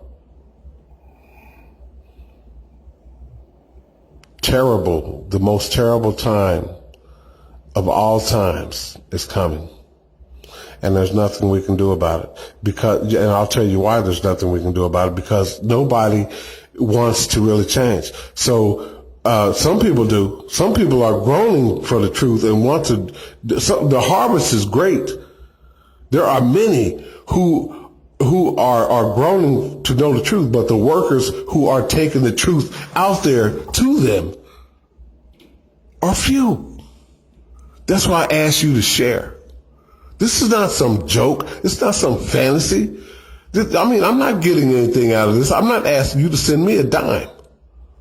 Not a penny. All I'm asking you to do is share the truth. Let people know what's going on so they'll be prepared for it, so they will start thinking about the Most High first and foremost and make preparation for what is coming, or get out of the United States.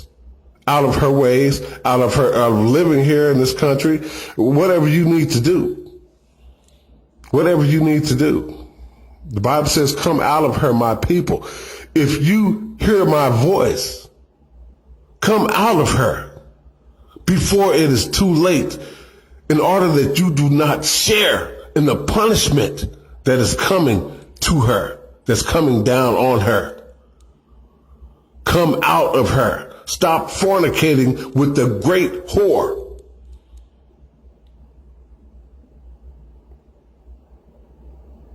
Because if you enjoy her pleasures, you will surely enjoy her punishment. Sitting on that pedestal up there, when God slaps her off of it, and you have your head up America's ass, okay? You will be punished along with America. And how you are punished? Well, only God knows that. If you survive, you're going to have a hellish 7 years.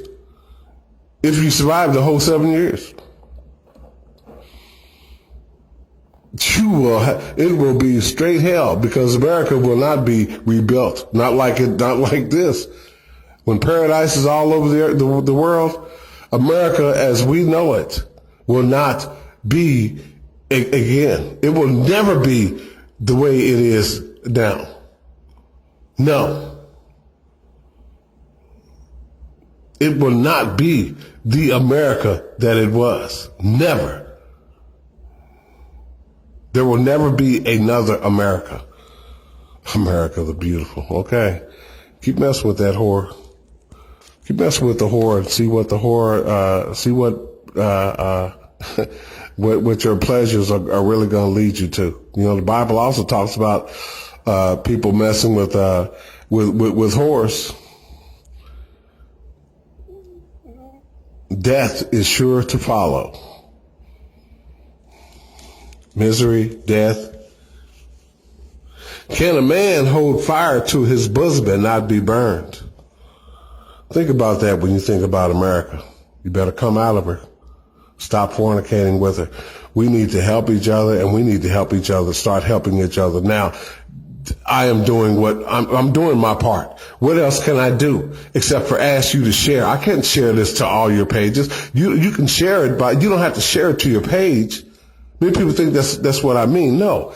You can share it to your page if you want to. That's cool. And ask other people to share it. Or you can just tell other people about it. I can't tell everybody about it. I can't.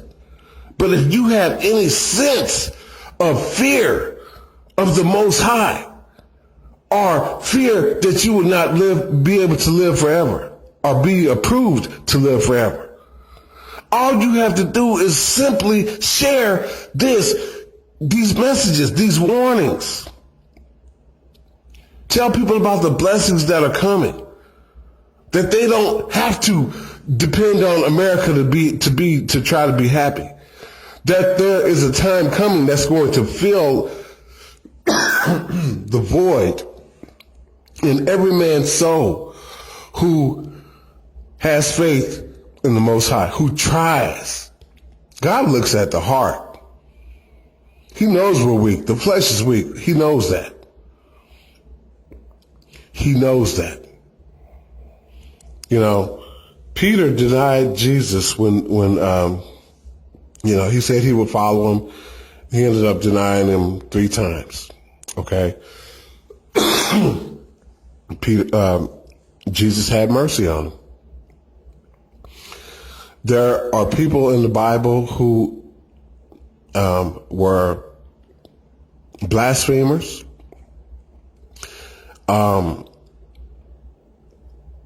that did all kinds of evil.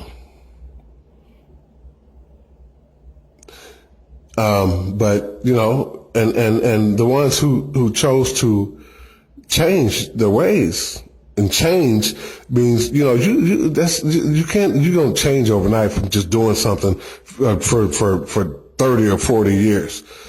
That change is going to be hard. That's why people need to stick together and help each other. It's going to be hard. But we also need to think. Use our minds to think. We don't have to pick up that cigarette. We don't have to pick up that bottle. We don't have to pick up that needle or pop those pills. We don't have to sell those drugs. We don't have to rob that bank or go sleep with that prostitute.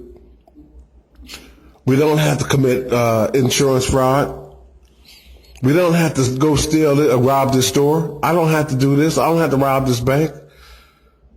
We don't have to break into these people's houses. I don't have to do this. I don't have to.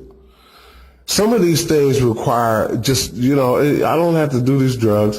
Drug rehabs. People need other people. Why do you think we are all here? To help each other. If we weren't all here meant to help each other in some way or another, I wouldn't be doing this. I wouldn't be doing this. I surely would not be doing this, and every time, if I go smoke a cigarette after one of these talks, if and when I do, I feel guilty. It's like I'm waiting on a perfect time to come, but I know there's not going to be a perfect time for me to quit, except for right now. And there are the pressures of this life, the stress, the stress factors in this life are enough to make a person want to keep smoking, drinking, gambling, doing drugs.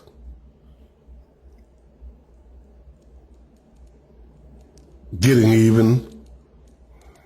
Oh, it's going to be worse. It is going to be, oh my God, it's going to be so worse. People are going to be committing suicide more than ever before. You think the stress factors are bad now? Woo! Oh, Lordy, if God did not shorten those days, no flesh would survive. Sometimes I don't want to be around anybody. I don't want to be around anyone. Sometimes I don't. And I'm yet to find someone who is really trying to do anything.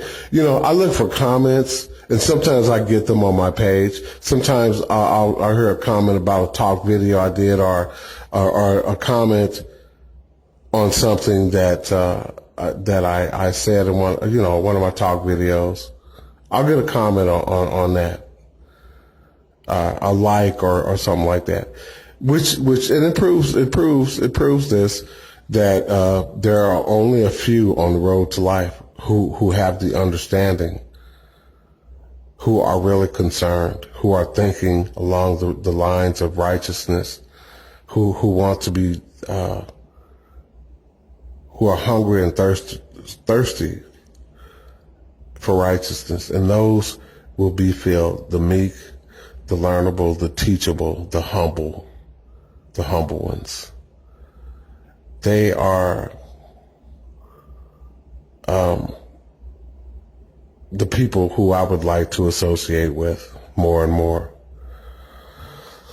But life has people doing their own thing. I know people have families, but there needs to be a gathering of these people. There needs to be a communication line between these people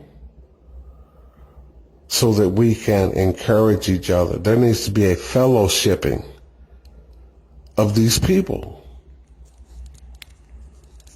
A chain, it needs to be like a gathering, like a chain, a linking together, like a chain. The more links, the stronger the chain,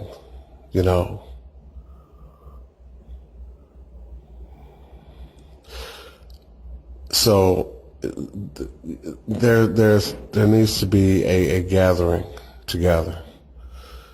Don't be another link in the chain of hate, racism, bigotry.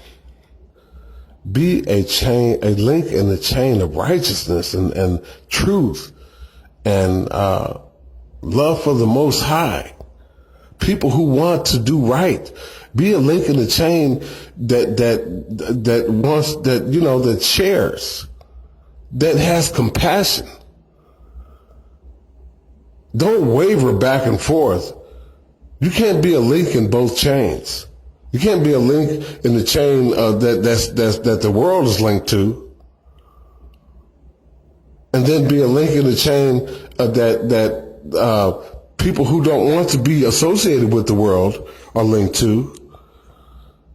You're just going to get pulled apart. You're going to pull this way and that way, and something's going to break you. Either you're going to lose your mind, commit suicide, or no one's going to want to deal with you on either side. So we need to, if you want to be in the chain of where people are helping each other and, discussing how to make things right in this world, because we can. There's a song called We Can Change the World by a famous group of brothers who are not together anymore. Well, some of them still are. We can change the world. How do you think the world's going to change? You think Jesus is going to come down here and, okay, time to get the players together. Let's do it like this. Man, the whole heavenly host is looking at mankind, looking at us, looking at what we're doing, what we, are we planning on doing something? Are we trying to do anything? The eyes of the Lord are in every place, okay? Every place. Be it by his angels or his spirit in us, his life force in us. The eyes of the Lord are in every place. He knows what we're doing, thinking, what we're planning on doing. He knows what we've done, said, thought, everything. There's nothing hidden from the Most High. Nothing. Nothing. And there's nothing hidden that will not be made known. Okay? It will all be made known. All of it. As sure as the Messiah lives, every knee and every tongue, every knee shall bow and every tongue will confess. Whether it's in your mind, in your actions, in your words, you will confess somehow that Jesus, the way, the truth, and the life, is Lord.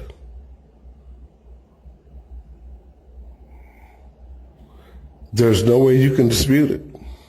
No way. Jesus' way, the way of the Most High and his son Jesus, the Messiah, is the undisputable way that everyone will find is the right way to live. Before it's all over with, we will all truly say, somehow, some way, verbally, mentally, or by what we do physically, we will all confess in all humbleness that Jesus, the way, the truth, and the life more abundantly is Lord, that God's way is the best way. There's no ifs, ands, or buts about it. You might not think so right now. Or you might not think so now. I'm not going to say right now, because that's not the right way. That's not the correct way to say that. That's just another talk from the world, what the world says. People just, we got to break these habits and start saying things for doing things that are logical, saying things that are logical. Okay. You may not think that God's way is the best way now, but one day you will confess that God's way is the best way, and Jesus is the way. He is the truth. He is the life. He is the representative of the Father in heaven, the Most High, whose way we will all find one day and confess. We will all find out one day and confess it's the best way. Now, how many of us keep living that way after we confess this? However, it's up to you. We all have free will. But one day in your life, you will confess. Every knee will bow and every tongue will confess in one way or another, you will confess.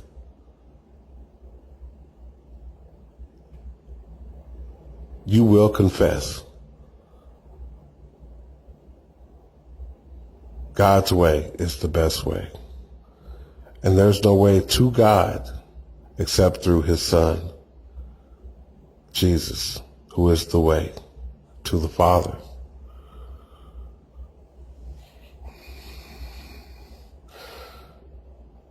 I'm going to end this, and maybe you want to listen to it again, share it.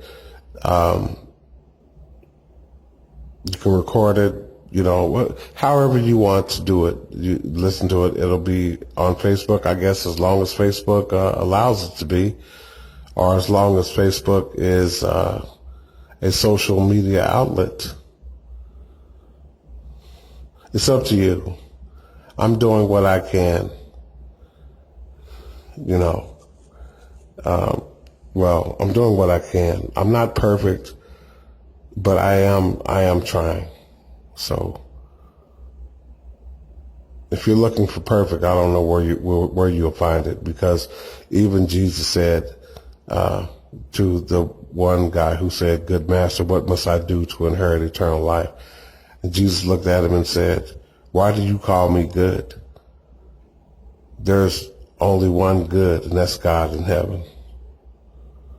So I'm not going to say that, to brag and say that I'm good or I'm better than you. Man, I'd be in line for hellfire, for sure. That would be like calling you a fool and I got it all together. I know this and I know that. No, I don't. I am not perfect. I'll be the first one to admit it. I've made mistakes. I still make mistakes. But I am trying, When you get dirty, you get knocked in the mud or life drags you through the mud, get up and clean yourself off. If it knocks you down again, get up and dust yourself off. Dust yourself off and keep going. Don't just lay there and take it. Don't let Satan, when he sees you, when he knocks you down and sees you down, he'll just try to screw you all over, okay? He would try to keep screwing you until you just feel like, well, hey, you're a slave of Satan's screwings. You expect to get screwed over. You don't care. You lose all feeling for mankind. And some of you act like that, act like zombies, like life has treated you so bad, you don't care no more. You have it's like you're just zombified by life. You don't care. You don't care what happens. Because, and that's just setting yourself up for things to happen to you by Satan.